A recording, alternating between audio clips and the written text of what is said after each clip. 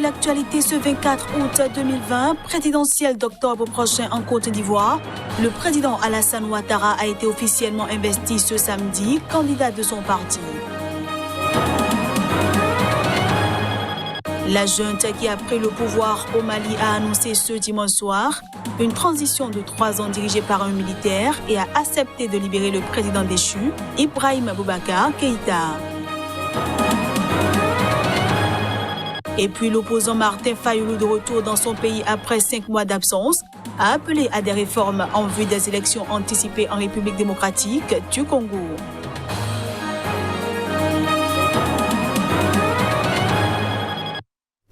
Ravi de vous retrouver en ce premier jour de la semaine. À toutes et à tous, bienvenue. C'est dans un stade d'Abidjan archi-comble qu'Alassane Ouattara a été investi candidat du RHDP ce samedi. Le président de la Côte d'Ivoire part ainsi à la conquête d'un 3e mandat. Une décision que l'opposition juge anticonstitutionnelle. Reportage. Rien n'arrête Alassane Ouattara, le président de la Côte d'Ivoire qui a récemment annoncé qu'il sera candidat à un 3e mandat, a été désigné ce samedi porte-étendard de son parti, le RHDP. Devant ces milliers de partisans rassemblés au stade d'Abidjan, le candidat du parti a été officiellement investi.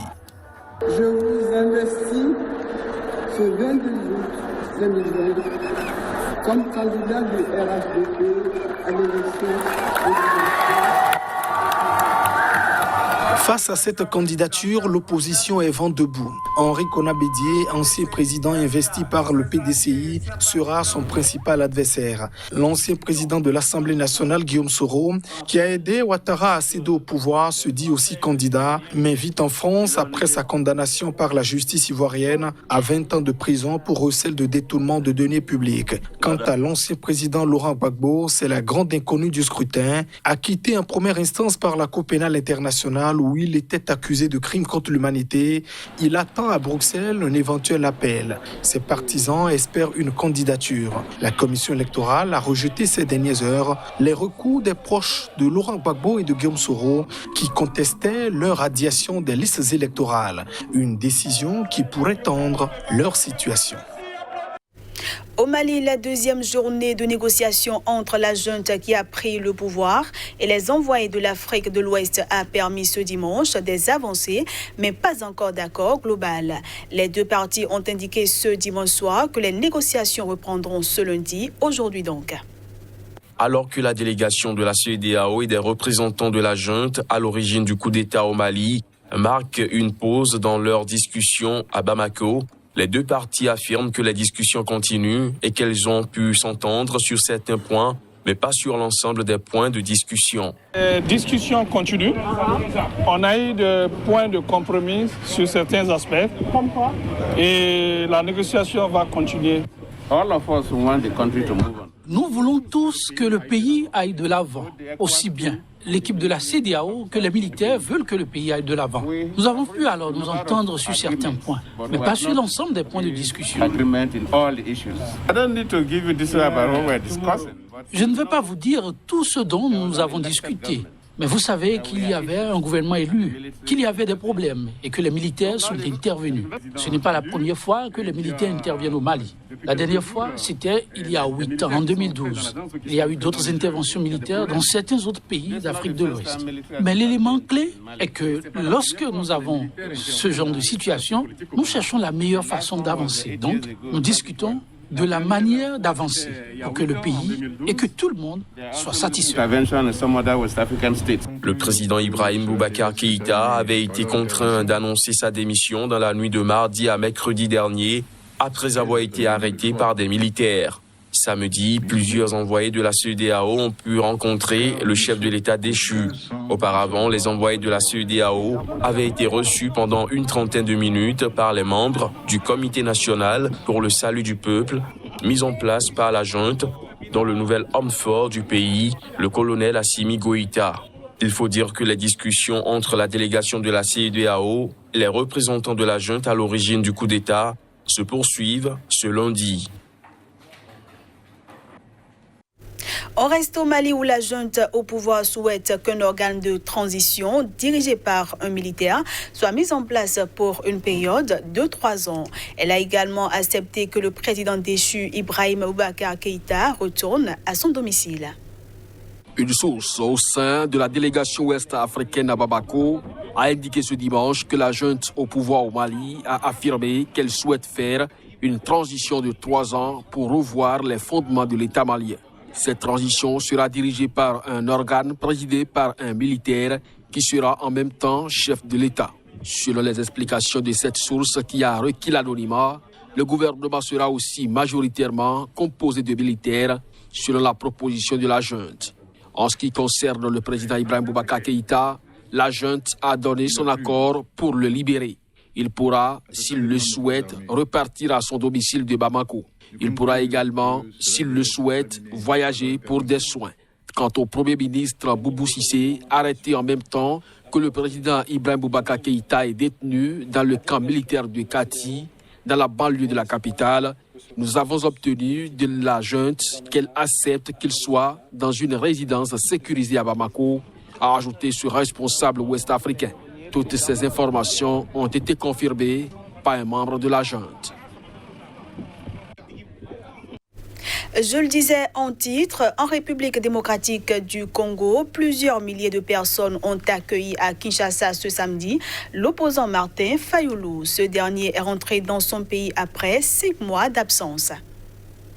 De retour dans son pays après 5 mois d'absence, Martin Fayulu, qui a été accueilli par plusieurs milliers de personnes à l'aéroport international de Ndjili, a appelé à des réformes en vue des élections anticipées en République démocratique du Congo, où des tensions ont éclaté il y a quelques mois au sein de la coalition au pouvoir. Mais je dis qu'à un moment donné, il faut que le peuple prenne sa responsabilité. Moi, j'ai pris ma responsabilité, celle de la vérité des urnes. Il y a vérité des urnes.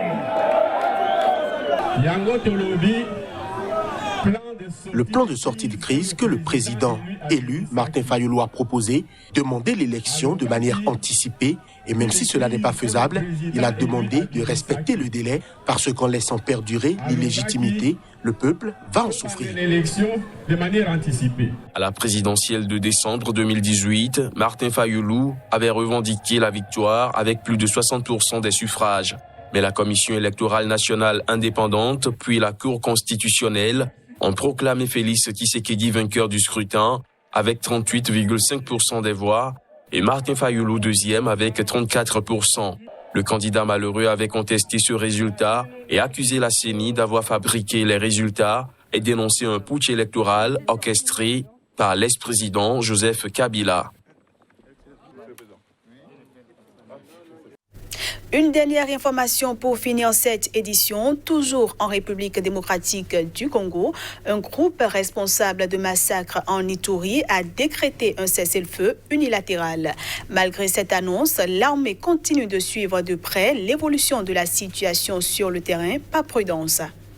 Un groupe responsable de massacres que l'ONU estime s'apparenter à des crimes contre l'humanité dans 2 territoires de l'Ituri, dans le nord-est de la République démocratique du Congo, a décrété un cessez-le-feu unilatéral. Le cessez-le-feu a été signé sous la médiation d'un groupe d'anciens chefs de guerre de l'Ituri, dépêchés par le président Félix Tshisekedi pour convaincre le groupe coopératif pour le développement du Congo Codeco de cesser les massacres dans cette zone. Nous arrêtons avec les exactions, comme dit le chef de l'État, et puis nous sommes disposés pour saisir cette main tendue. C'est pourquoi nous disons à nos éléments de respecter d'abord ce processus, d'être calme pendant que nous évoluons. Nous avions remis notre cahier de charge entre les mains de cette délégation qui va le ramener bientôt à Kinshasa auprès du président de la République. Nous avons obtenu un acte d'engagement unilatéral où ils ont accepté de continuer, parce qu'ils l'avaient déjà fait, de continuer avec le cessez-le-feu. Et ils se disent prêts à être à disposition du gouvernement congolais. Je lance un appel solennel à son excellence de le président de la République pour que lui prenne vraiment toutes les dispositions requises et que cette fois-ci, nous ne puissions plus échouer à cause des moyens. Malgré l'annonce de ce cessez-le-feu, l'armée continue de suivre de près l'évolution sur le terrain par prudence. Depuis décembre 2017, la région aurifère de l'Ituri a renoué avec les violences liées à un conflit pour le contrôle des terres qui oppose deux communautés, les Lendou, majoritairement agriculteurs, et les Emma, éleveurs et commerçants. La milice Codeco prétend défendre les intérêts des membres de la communauté Lendou. D'après les Nations Unies, au moins 636 personnes ont été tuées dans ces violences au premier semestre 2020. Voilà qui va mettre un terme à cette édition que je vous remercie d'avoir suivi. Excellente semaine à tous en compagnie des programmes de Sika TV.